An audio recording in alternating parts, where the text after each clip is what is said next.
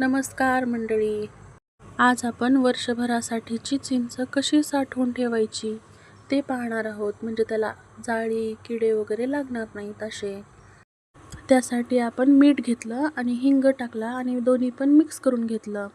ही 4 kilo चिंच आहे. अर्धी आपण टोपल्यात काढून घेतली आणि त्या मिठामध्ये पाणी टाकलं. मीठ आणि हिंगामध्ये पाणी टाकलं आणि असं छानपैकी मिक्स करून घेतलं आणि ह्या चिंचेवर असं टाकून द्यायचं आणि छानपैकी मीठ आणि हिंगाचं पाणी चिंचेवर असं पसरून द्यायचं आणि छानपैकी मिक्स करून घ्यायचं.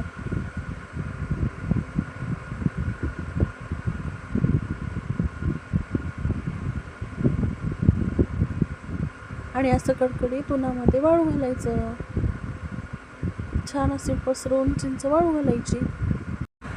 तुम्ही पण वर्षभरासाठीची चिंच कशी साठवता ही मला कमेंटमध्ये नक्की सांगा. आता दुसरी बॅचला पण आपण तसंच करून घेऊ. उरलेलं सगळं असं मिठाचं पाणी त्यामध्ये टाकून घेऊ आणि मिक्स करून घेऊ. पूर्ण चिंचेला असं पाणी लागलं पाहिजे आणि ते पण चिंच उन्हामध्ये वाळू घालू. एक दिवसभर असं कडकडीत उन्हामध्ये वाळल्यानंतर बघा ही चिंच कशी अशी छान कडक कडक दिसती. छानपैकी वाळलेली आहे. अशी छानपैकी कॅरीबॅगमध्ये भरून ठेवायची आणि लागल तशी अलीकडे एका डब्यामध्ये भरून ठेवायची आणि वापरायची.